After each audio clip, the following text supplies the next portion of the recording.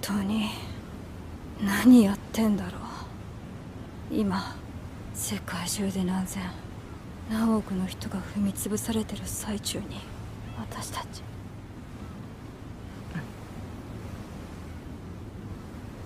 分かった。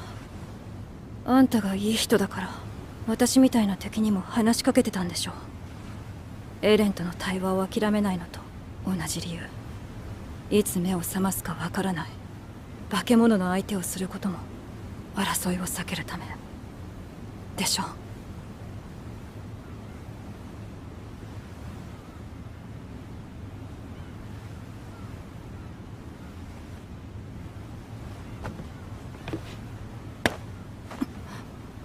私がそんなにいい人に見えるの？いい人か、それは。その言い方はあまり好きじゃないんだ。だってそれって自分にとって都合のいい人のことをそう呼んでいるだけのような気がするから。全ての人にとって都合のいい人なんていないと思う。だから兄がこの話に乗ってくれなかったら、兄は僕にとって悪い人になるね。座りなよ。あと前にも言ったけど、いい人って言い方がやっぱり嫌いだ。大勢の人を殺した。軍人じゃない人も子供も、そして今生まれ育った島のみんなを裏切る選択をして仲間を殺した。僕もとっくに化け物だよ。頭のどこかでいつかエレンと一緒に未知の世界を旅するって約束、それが叶うと思ってたんだ。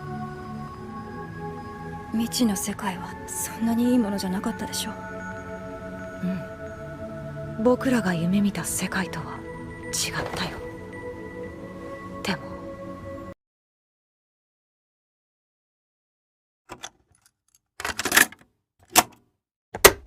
There is a common theme in a lot of different pieces of art and literature, or in a lot of different stories, about the hypocrisy of common morality, or of the double standards that are implicit in a lot of the common standards of morality as employed by society.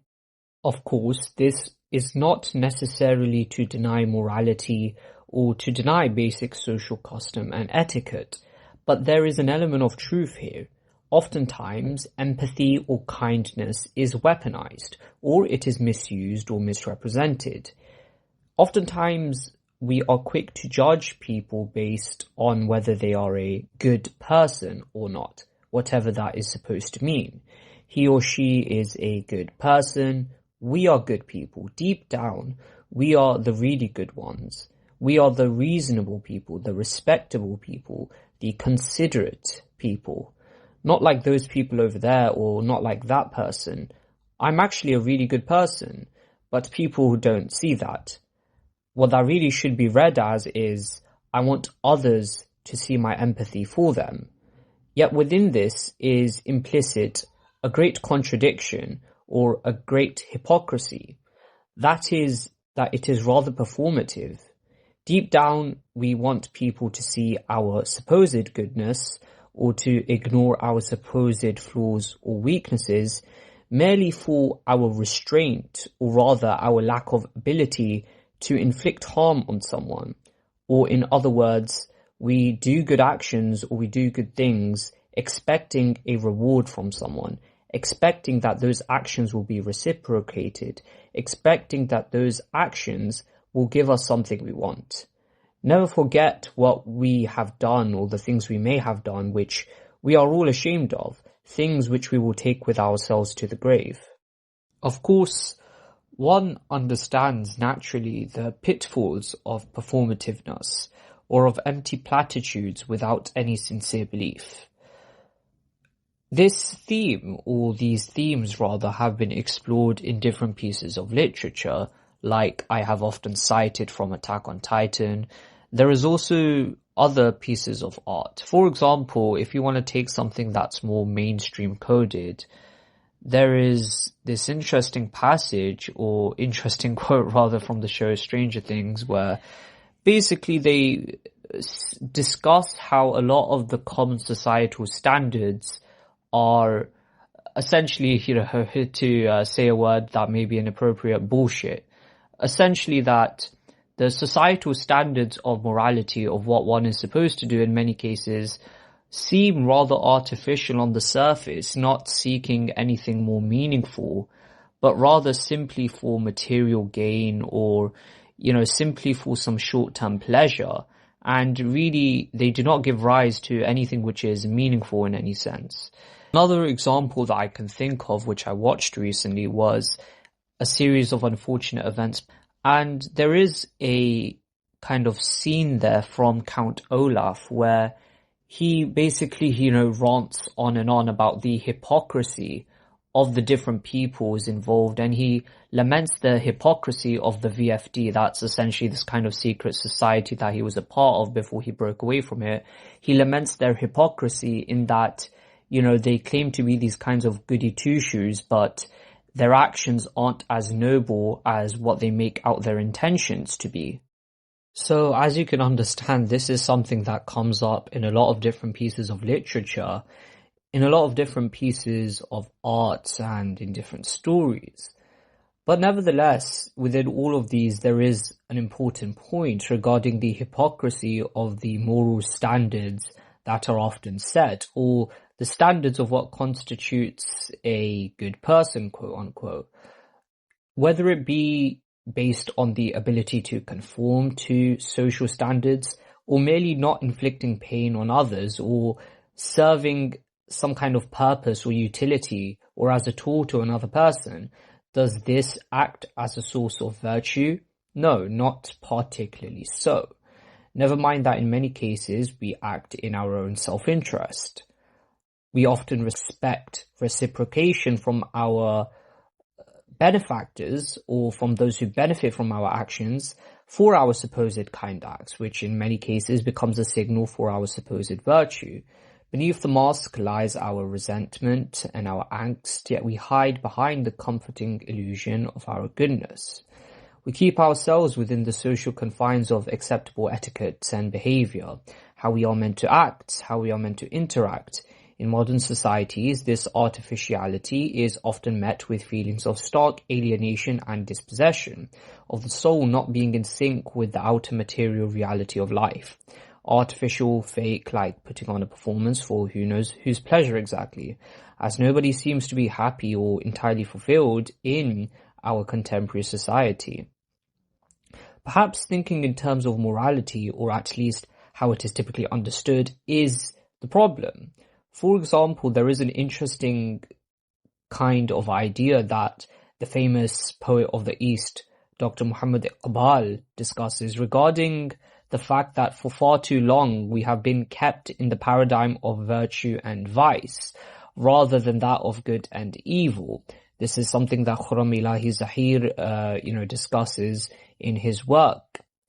But even if you don't want to put it in theological terms, or perhaps in the philosophical terms of Nietzsche, as in his Beyond Good and Evil, perhaps thinking merely in terms of reflection, of constantly thinking in terms of our supposed goodness, rather than in terms of action, is also a problem.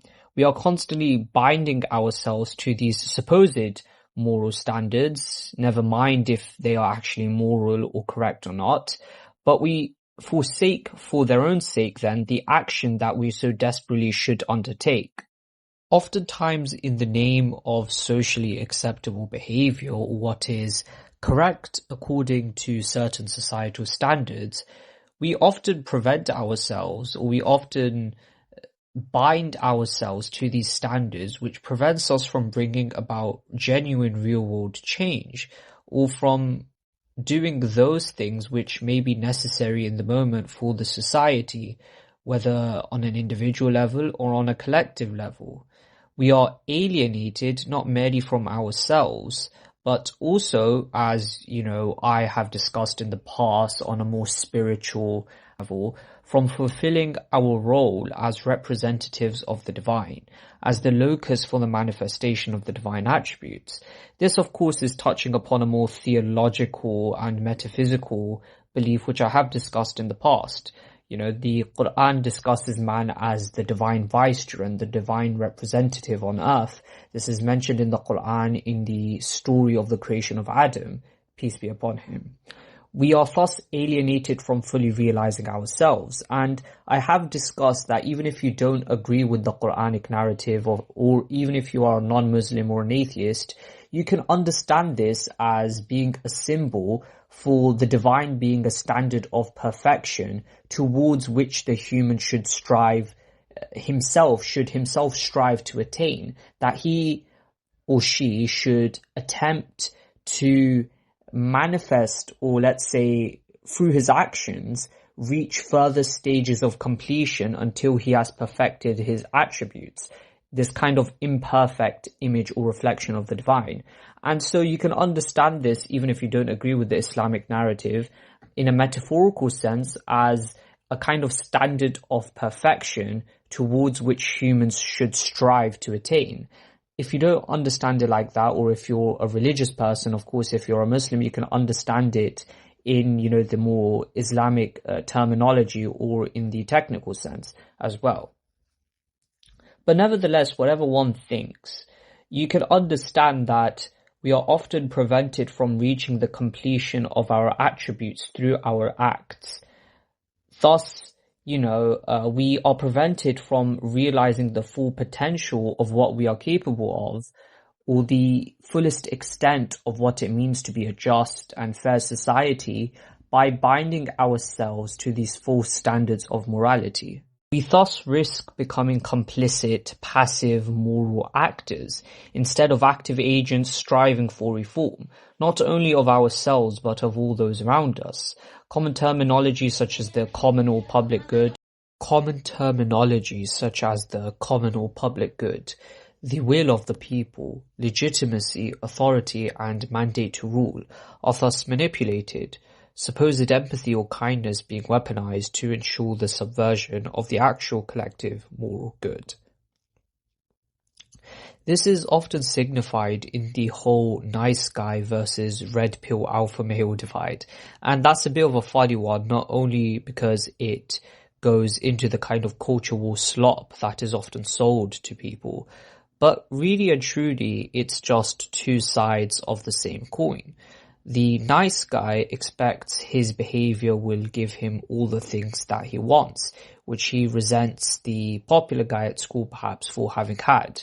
But what he doesn't realize is that nobody owes him anything simply for his lack of ability to harm anybody, or simply for his willingness to restrain himself.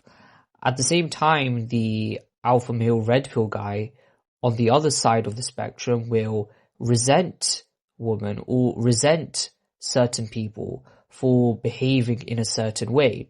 Yet they themselves will buy wholeheartedly into that behavior. They will buy into that model of acting, and they themselves will be most engaged in the activities which they criticize others of doing.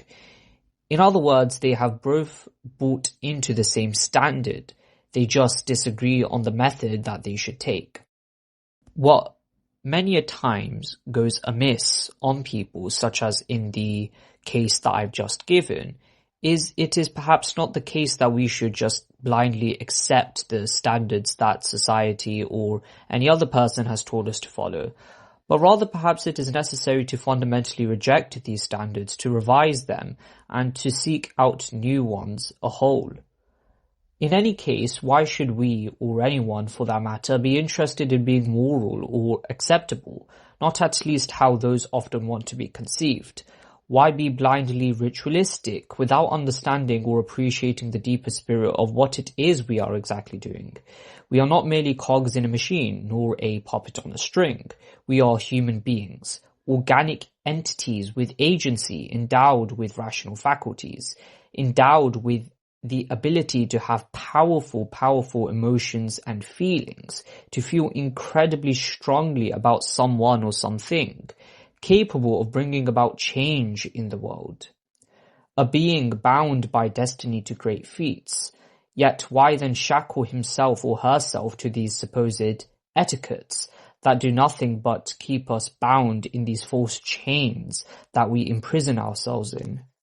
Thus, morality should more so be a guide, a facilitator in helping man achieve the full realization of his self through the completion of his attributes manifested through his acts. Of course, I would give the kind of spiritual interpretation here of him or her being the divine vicegerent, being a locus for the manifestation of the divine attributes reflecting the divine, as would many other different kinds of religious or spiritual or esoteric peoples. But of course, like I've mentioned, even if you aren't religious or if you're secular or agnostic or atheist, you can still metaphorically understand this as a standard of perfection which human beings should strive for both in their self, their attributes, and in their acts. What many seem to fail to realize is that morality is not necessarily the end goal in and of itself, but rather it is the means to attain something. They mistake the pursuit after thing for the pursuit itself. They misrepresent or misunderstand the end goal as the means itself. Thus, the mere presence or the mere fact that somebody is adhering to moral standards is taken in and of itself as proof of virtue, rather than understanding the spirit of what these moral laws represent, or what they really should strive to attain, or what they really should be used in order to facilitate this kind of realization, this kind of spiritual development. Morality should not be a kind of slave morality, binding a man to decadence and stagnation.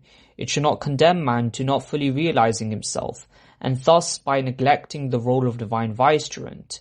This is in contrast to what I would say is a kind of servitude, via which man is facilitated to the full realization of himself by moral guidelines, tradition, or one's relationship in obedience to the divine. This is drawing upon a concept by the famous poet of the East, Dr. Muhammad Iqbal, where he talks about the concept of khudi, right, of the realization of the self through obedience to the divine. This is a kind of answer or an antidote to the slave morality that Nietzsche talks about, and also the kind of will to power that Nietzsche discusses. For Iqbal, this will to power can be achieved through servitude to God, whereby in obedience to God, he achieves greater and greater feats until he reaches the point of where he becomes the divine vicegerent of God on earth. So this is drawing upon this theological concept that Iqbal has given in relation to Nietzsche's concept of the will to power. Now, again, that may be the perspective that I give, but of course there are different perspectives that can be given here as well. But the point being that we shouldn't merely or blindly or ritualistically just follow these standards of morality without any due thought or due process for what they should allow us to achieve or attain, or what they are really facilitating us in. Of course, this might be some kind of spiritual growth. This might be fulfilling this greater role or function in bringing about this greater good, or having this more meaningful and transcendental purpose. But these are not merely blind rituals that we should just engage in. This also brings up an interesting point about the quote-unquote dark aspects of humanity, all the kinds of aspects of the human condition which we may often ignore but are inevitably and inherently parts of it, parts of the human condition, parts of human nature, parts of human existence itself, which man has struggled with over the course of its history. Man pulls on both light and dark forces. This reflects the kind of quote-unquote divine mystery of humankind's existence, as reflected in the story of Adam's creation, both within the biblical and within the Quranic narratives about the fall of Adam, that, man is capable of sin and mistakes, but he is also capable of doing much good and of acting as a representative of the divine or of the standard of good and perfection on earth. And of course, metaphorically, you can understand this as being, the universe or the force of life, or like I said, the standard of perfection, or whatever you want to understand it to be. In other words, within his very essence, man reflects both elements of darkness or elements of evil, but also elements of good or elements of light within him. In another sense, there is a kind of paradoxical or contradictory nature to humanity's existence. It is in the synthesis and proper application of these that man can be fully realized. This can simultaneously be reflected in discussing the animalistic and angelic natures of man. There are oftentimes different approaches that are taken to this. One of these approaches is the monastic approach, which is often used by certain Christians or certain Eastern and Dharmic religions, such as Hinduism or Buddhism. And they employ this kind of monastic approach at times, where they may limit certain or indeed completely limit their indulgence in this world or in certain desires or pleasures. Then there is a kind of reconciliatory approach, which other sort of faiths, such as, for example, Islam or even Judaism, for example, or even other faiths may take, which is that whilst they stick to a kind of ritual law and they have prohibitions, for example, they are not fully discouraged from engaging in the world, right? They still engage in worldly activities. They still get on with their day-to-day lives. They don't completely not engage in the basic pleasures of life, but they still are bound to this kind of ritual law, and there are certain prohibitions placed on them. And ultimately the goal is to seek the divine or to seek higher spiritual purpose. Then on the complete other side of the spectrum is the kind of hedonistic approach. And this hedonistic approach is characteristic of a lot of the issues within contemporary society. But there is also a point which justifies it at times, which is the kind of animalistic side to human nature, which is that man is inclined by his very nature to the fulfillment of these kinds of desires, whether it be lust or greed or power. Of course, in many cases, the standard interpretation or the standard position that one may take is that this darkness or this quote unquote evil is part of humanity's nature. One should incorporate this darkness, quote unquote, but channel it into the good and meaningful. He should channel this energy into something meaningful and not let it control and destroy him. He should not ignore and repress it lest it eventually overtake him, nor to ignore a fundamental aspect of his nature, but rather he should use it in a manner which is befitting. There is this interesting quote from Nietzsche where he mentions that for if you gaze too long into the abyss gazes back into you. One way to understand this is as follows: be aware of one's darkness and draw upon its energy, but don't let it infiltrate, gain control and subvert you. Of course, I have discussed the Islamic perspective that Dr. Muhammad Iqbal brings. For example, see the works of Khurram Ilahi Zahir for more.